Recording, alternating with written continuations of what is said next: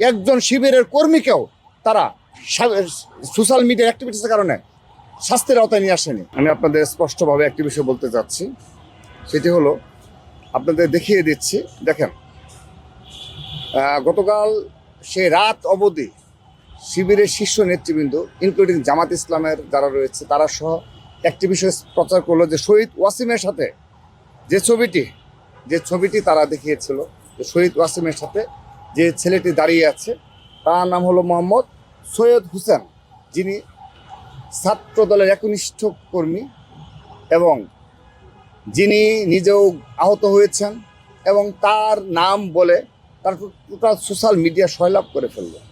তো এই ধরনের মিথ্যাচার প্রপাগান্ডার দ্বারা কিন্তু স্বাভাবিকভাবে রাত 12টা পর্যন্ত সারা দেশের যে জনগণ, শিক্ষা প্রতিষ্ঠানের যে শিক্ষার্থী, তারা ভেবে নিল যে না, শহীদ ওয়াসিমের সাথে যে রয়েছে তাকে ছাত্রদল আহত করেছে। শিয়া বাটার ও ভিটামিন ই সমৃদ্ধ লিলি বিউটি সোপ, তারুণ্যময় উজ্জ্বল ত্বকের জন্য।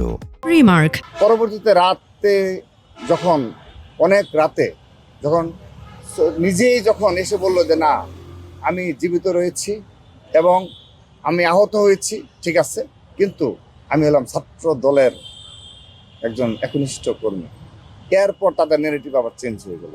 এখন বলতেছে তারা যে ওয়ার্ড শিবির না মহানগর শিবির, তারা এখন এই ধরনের নেগেটিভ নিয়ে আসতেছে। তো রাত 12টা পর্যন্ত শত শত ফটোকার সারা সকল শিক্ষা প্রতিষ্ঠান সরিয়ে দেওয়া হলো। শিবিরের শীর্ষ নেতৃত্ব থেকে শুরু করে তৃণমূল সবাই এই শহীদ ওয়াসিমের এই ছবিটা ব্যবহার করে তারা নোংরামি করলো।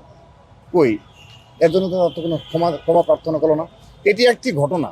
তো এটি তাদের চরিত্র।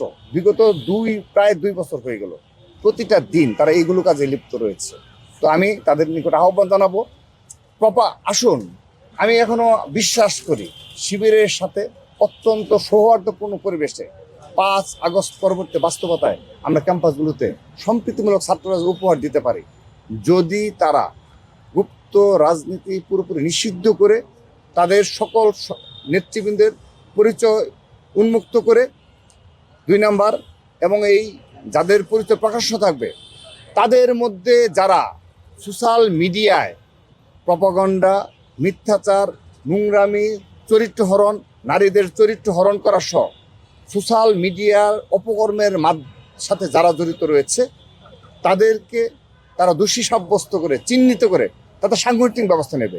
আমি কথা দিচ্ছি, ছাত্র দলকে অবশ্যই সে ধরনের ব্যবস্থা আমরা ইতিমধ্যেও নিয়েছি, সোশ্যাল মিডিয়ার কারণে অনেককে নিয়েছি, এবং আগামীতেও আমরা যদি আমাদের কোনো ছাত্র দলের নেতাকর্মী সোশ্যাল মিডিয়াতে কারো চরিত্র হরণ করা বলেন, মিথ্যাচার, নোংরামি, প্রপাগান্ডামূলক ছাত্র রাজনীতিতে সম্পৃক্ত থাকে, আমরা তাদের বিরুদ্ধে ব্যবস্থা নেব। তো তারা কমিটমেন্ট করুক, জাতির সামনে এসে ক্যাম্পাসগুলোতে সাধারণ শিক্ষার্থীর সামনে কমিটমেন্ট করুক, তারা গুপ্ত রাজনীতি করবে না, এবং তারা গুপ্ত রাজনীতির মাধ্যমে সকল বিশ্ববিদ্যালয়ে হল দখল করবে না, গুপ্ত রাজনীতির মাধ্যমে ক্যাম্পাস দখল যেটা করে রেখেছে করবে না, গুপ্ত রাজনীতির মাধ্যমে সকল শিক্ষা প্রতিষ্ঠানে সোশ্যাল মিডিয়া প্ল্যাটফর্মগুলো দখল করবে না, গুপ্ত রাজনীতির মাধ্যমে তারা সকল অপকর্ম করবে সাধারণ শিক্ষার্থী বেশে, এগুলো করবে না। তারা কমিটমেন্ট করুক, অবশ্যই সব ধরনের পরিস্থিতি নিয়ন্ত্রণে আসবে এবং অত্যন্ত সৌহার্দ্যপূর্ণ পরিবেশে আমরা ক্যাম্পাসগুলোতে পাশাপাশি অবস্থান থেকে শুধুমাত্র ওয়েলফেয়ার পলিটিক্স এবং যে ধরনের সাধারণ শিক্ষার্থীদের কল্যাণে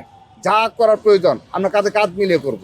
কিন্তু যদি শিবির এই ধরনের এই দুটো বিষয়, অর্থাৎ আপনার যেটি বলছি গুপ্ত রাজনীতি বন্ধ করা এবং সোশ্যাল মিডিয়ার যে তাদের নেতাকর্মীদের যে ঐক্যবদ্ধ বট বাহিনী নির্ভর যে প্রপাগান্ডা, মিথ্যাচারের যে রাজনীতি, সেগুলো থেকে বিরত রাখা, তারা তাদের নেতাকর্মীদের চিহ্নিতপূর্বক শাস্তি প্রদান করবে।